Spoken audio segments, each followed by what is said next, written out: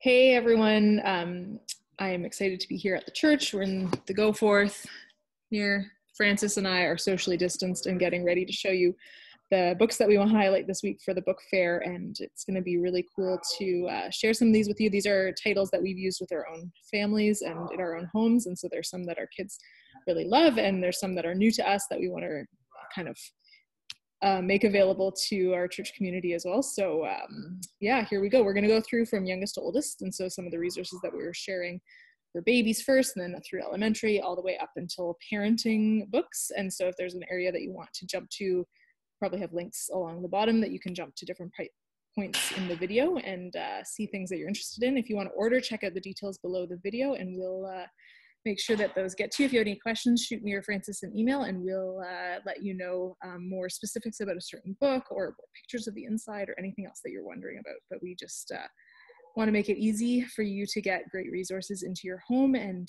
great things as you kick off the school year for your kids to be enjoying in the evenings, and to be sitting down as a family together and really practicing discipleship and practicing faith formation in your homes, because you need great resources to be able to do that. So we're excited to share these with you. So we're going to kick it off with the baby books. And so I've had a number of parents asking, what should I get for my child as their first Bible? And like, for instance, I don't know if you've had experience reading like tons of different baby Bibles, and some are better than others. And so we want to share one that's great. So this is one that I've really enjoyed, Baby's Special Bible. So it's not tons of individual stories. It's actually like poetic and like lap rhymes and stuff that have to do with just a few different stories. And so I found this one to be really lovely and interactive for parents. So if you're looking for a first board book Bible for your baby, that's a good one to start with. The next books we wanted to highlight were these ones. And so these are just beautiful stories, lovely illustrations, and they're talking about God as a creator, as the one who made us. And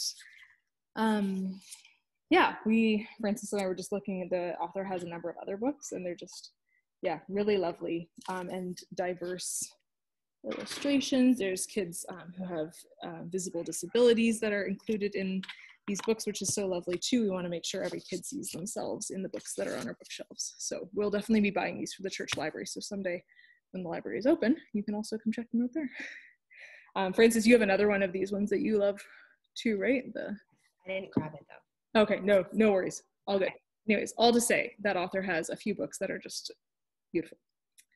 Another thing we've been chatting about is how there are tons of great resources for kids. All of them have different tones and different things that we wish they had included, or different, we wish that the illustrations had been more diverse or something. We haven't found the perfect kids resources yet. And so feel free, as you're reading these things with your families, to like edit.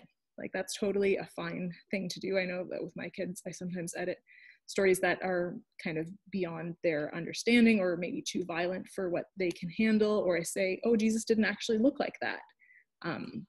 Things like that. And so feel free to edit the way that your family needs. Even take a Sharpie to your books sometimes if you need to, that's fine.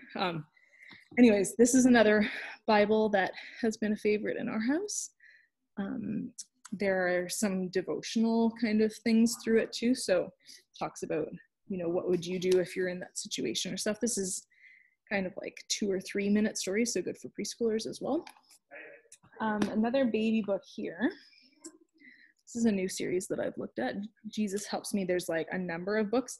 So I was surprised when I opened it. It's actually like illustration or photos of birds, which everyone talks about a different characteristic of birds, which, yeah, and then scripture to go along with them.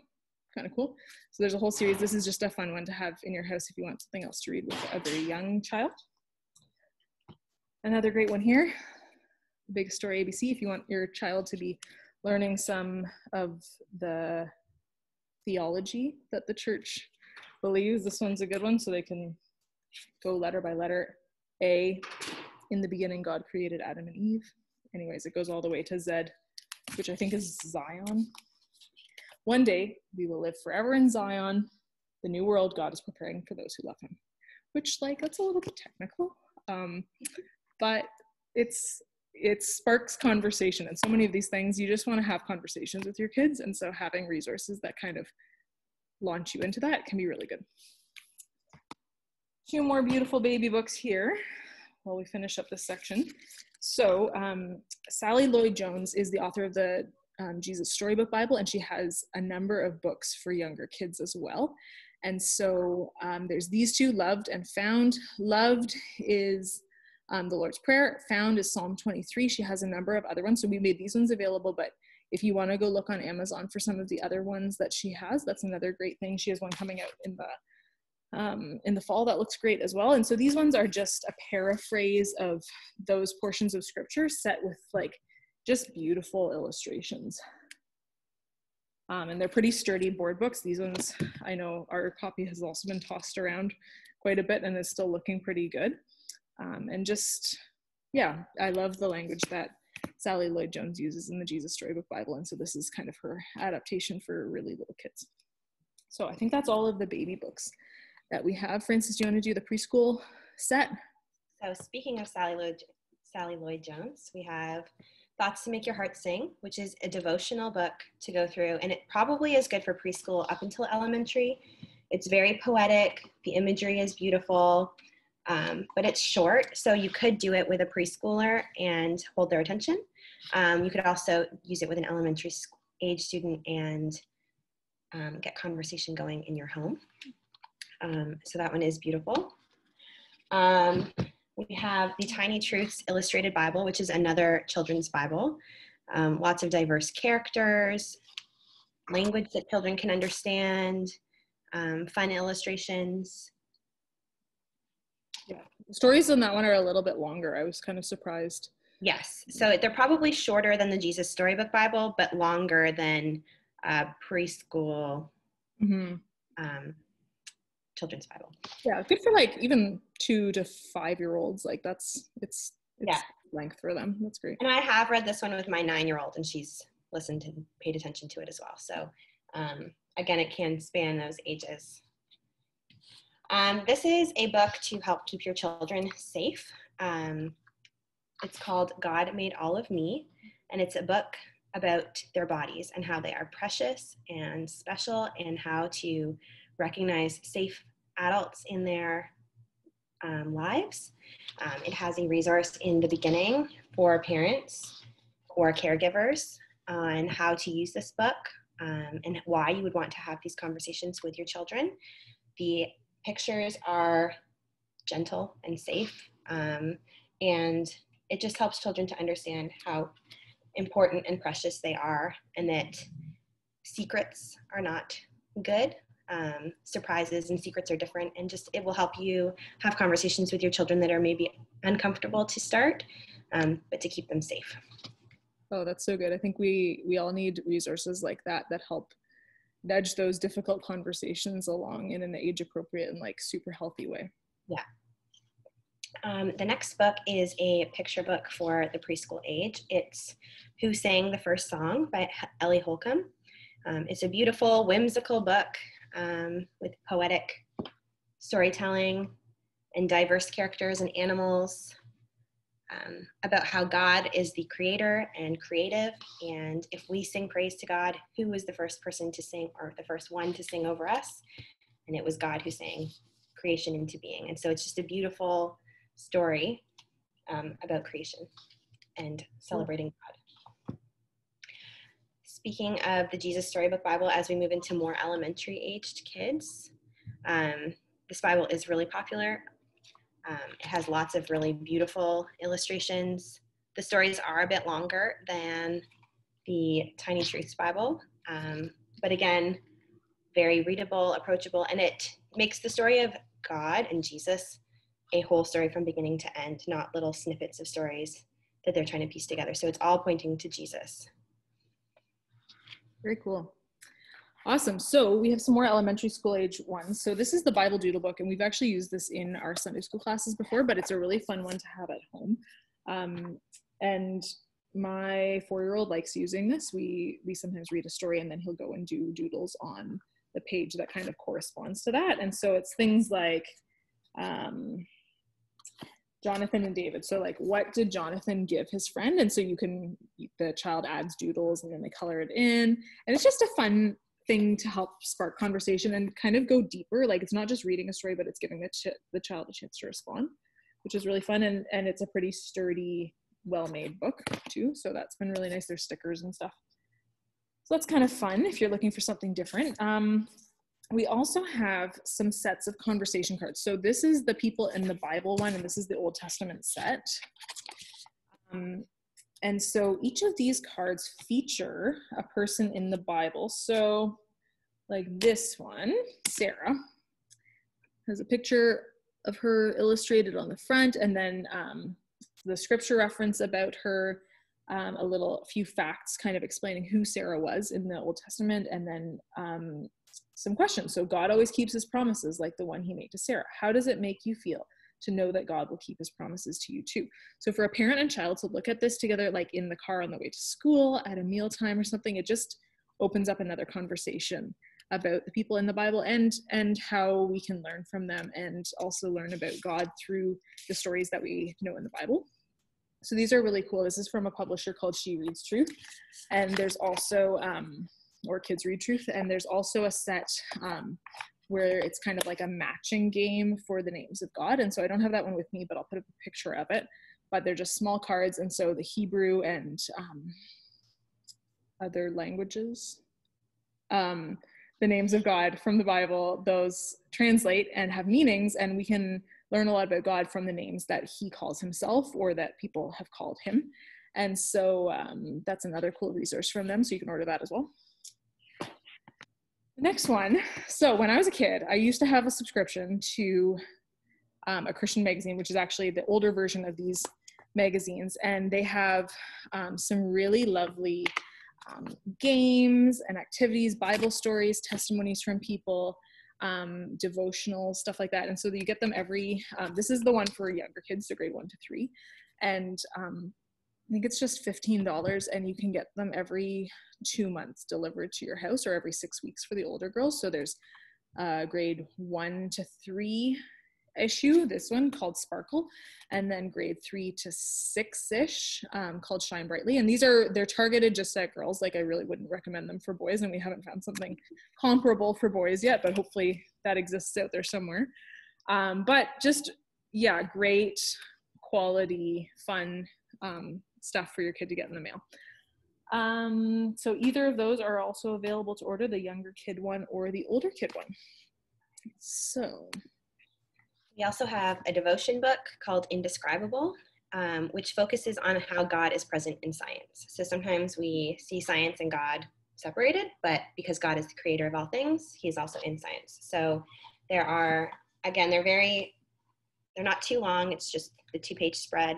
There is things for the kids to think about, questions, scripture reference, and it shows how God is in everything.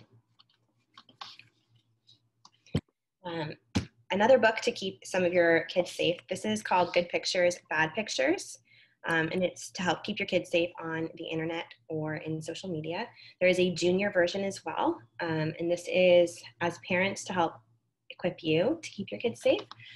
You can read through the story with your kids, and there are places to take notes. But it also comes with a guide in the beginning on how to use the book. So you're not going into it blind, and you're helping to keep your kids safe while they are navigating the world of social media, especially in this time of COVID, even just being online. Maybe they're not on social media, but having access to the internet at large. I think that's so good. And I think for parents, like, even if you're not concerned about your own child, or if it's a little bit young for them, knowing like maybe your kids' friends or their peers, there's things that they might be navigating at home that are quite different than what's going on in your home. So it's like a really good equipping tool no matter where your family is at on the journey of like how you use screens and online time and stuff.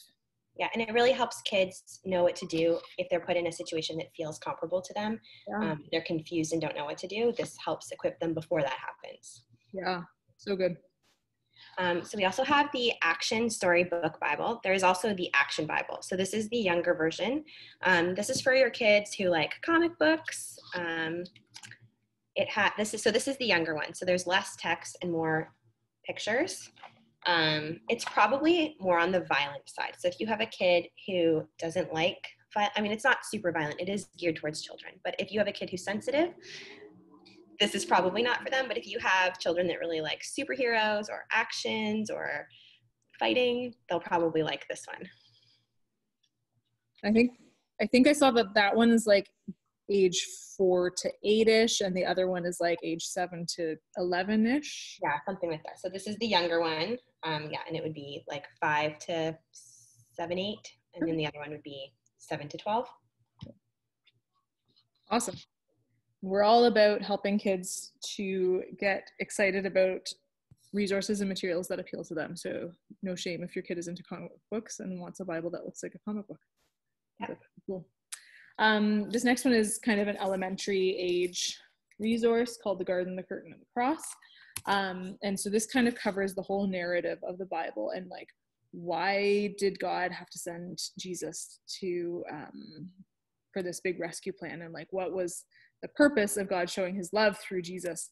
And so it's a bit of an Easter book, like it tells the Easter story, but it's good for any time and covers the whole story of the Bible. And so I think if your kids are kind of asking bigger questions about faith, this can be a good one, more than just like individual Bible stories, but this shows the whole story of the Bible in one book. And some really cool illustrations. Like I like the way that they've portrayed different parts of the story really creatively. So that's, yeah, a good one kind of for elementary age kids. Did we want to do the teenage ones next? Yes, teens next. Okay, so this one I'm really excited about. So when I was 17, I joined my first book club and I felt really sophisticated, and this was the book that we were reading. And it changed my life. It was so important to me to finally understand how my faith worked in a world where I saw so much brokenness. And I think for even younger teens, this is a great one to read with a parent and talk about, what is God doing about injustice and what's our role in that? And I think right now we're in a time in history where teens are really interested in justice and are so good at speaking up against things that they see as unjust, and that can really connect to their faith. So it is like a pretty decent read. Like, I don't know that I would recommend this for like a grade 7 or 8 kid, but for a teenager and a parent together, this is really, really helpful. And so, yeah, check that one out.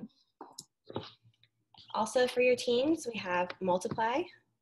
This is more of a discipleship tool. So what is the church? Why does the church believe what it believes? It goes through both. It also has questions on like what you have read and how to implement that into your life. The goal of the book is not to just read it and then put it back on your shelf, but to teach what you have learned and to make disciples and to go forward. This is a great book to do as a book club because you can discuss together. That's harder in the time of COVID, but if you wanted to do it as a family book club, or if your teens had some friends that also wanted to read it, they could do it together. There are videos and links in the book for videos online. And it also gives a good theological history of what is in the Bible in the back half of the book. So if your teen and maybe don't believe or don't know what they believe or what the church is supposed to be, it's a good discipleship tool, and also for someone who doesn't know what the church is. Very cool. Okay, awesome. We have a number of parenting books as well, and I'm so excited about a few of these because they're just really good resources. I think so many of us want to know how to disciple our kids at home, and we need to learn. Like, that's something that doesn't always come super easily, and so these ones have been an encouragement to me. So the first one here is called Faithful Families, and it has like super practical activities in it, and talks about the theology of why we help our kids learn spiritual practices and what we can actually do. And these are like super easy. Like, so on Earth Day, feeding the birds, talking about God making the birds, how God cares for them, making a little pipe cleaner bird feeder with some Cheerios on it, and then taking your kid outside and talking about, where do we see birds in scripture? Why does God care about the birds? How does God care for us? why do we need to take care of the earth? Things like that. So like gives like variations for older kids, variations for younger kids, variations for, you know, different activities that you can do with it. And I just find that this book to be so practical. And so they have like everyday traditions, things for special occasions, things for special holidays, things for like when your pet dies, how do you work through that with your kids? What's an activity you can do to help them understand faith in light of circumstances in their life? And so she also has a prayer book that can go with it or can be kind of a standalone thing. But I think this could be really nice to have in the car or something like that when you just have a few minutes with your kids to talk through something. So like a blessing for anxious moments, you can just read that over your child. And I don't always have the language to know how to pray with my kids. And I think having a book that just gives you the language can be really helpful. And yeah, like this one too, failure, a prayer when your kid is struggling with failure or when you're struggling with failure and you just need the words for it. So I found that really helpful. And it's just a lovely little hardcover book that, you know, leave in the car, leave on the bedside table, something like that. Okay, and the next one is Spirit-Led Parenting. This is a great one for the moms in your life that are having their first baby or that their baby is in their first year. There's so much advice for new parents on like how to put a baby to sleep, what to and not to do, and it can feel really overwhelming. And Meg Tietz is a friend of mine, and she wrote this book with a friend, and it empowers you to trust that God has given this baby to you and has given you what you need to know, and just gives you the grace to go into parenting that first year and to feel more confident in it. So lovely. Two other books that I wanted to highlight that I don't have with me at the moment. Raising Disciples, which is by Natalie Frisk, who was the speaker at our families retreat last year. So she wrote a great book. It's kind of an intro to discipling your kids. And so if this is a new journey for you, if you just kind of want to understand the how and why, that's a really good starting point. It's not super practical. Like she doesn't give tons of activities. So it's actually a good companion book to this one because this has tons of activities that you can incorporate spiritual practices into your life. But yeah, it's a good foundation. And she's a curriculum writer for the Meeting House. And so she has a lot of experience doing discipleship with kids of different ages, which is great. And then the other one that I wanted to highlight that Pastor Phil actually highly recommends is called Every Moment Holy. And it's another prayer book similar to this one, but it just has a number of really thoughtful prayers for families and especially for parents who are in those mundane moments. Like it has a prayer, I think, for like making sandwiches. When you're making sandwiches, how do you pray? And like it seems a little bit trite, but so much of our life is those mundane moments, and learning to connect those to our faith, learning to surrender those to God, I think is really lovely. And so it also has some really great written prayers for times of transition and times of crisis. And there have been times this year where I'm like, I don't even know what to pray for at this point. Like the world just seems a little bit out of control. And so it's been really nice to have those words in front of you. And it's a beautiful little leather bound kind of, it says it's pocket size. It's a little bit bigger than that, but that's a lovely book too, and kind of like one that you could keep on your coffee table. So that is our book list. I don't think we forgot any, did we? No, I don't think so. We got them all. Okay, so what happens next is that if some of those appeal to you and you want to order those, we have covered part of the cost through the family discipleship budget, and we want to cover the like annoyance of having to look those up and find where they're sold and order them and get them shipped to you and stuff. And so we're going to do that centrally. So the link will be available for you to order these books, and you can pick them out. The cost is reduced. If you are in a financial situation where that cost is actually too much for you, just shoot me an email, and we would love to gift you a few of those books for free, because we just want to make sure that every family feels equipped for this coming season as much as we can. We know it's hard because we're not together, but we want to do this so that in your homes you can be continuing to have really great conversations. So you can order those. Francis will be delivering those where available. Otherwise, you can pick them up at the church, probably around the end of September, depending on how long it takes us to get a few of them. But we're going to have orders open for the next week or so, and we would really encourage you to buy them for your own selves, buy them for gifts or for like friends and family if you would like to, but don't share that link more widely because it is kind of for Knox families. And so feel free to order them as gifts, but don't let other people order off of that link. If you have any questions about any of these books, send either of us a message and we would love to chat more with you, or like make specific recommendations, or talk about different options that we're excited about and what we've used with our kids. We would love to bless you with that.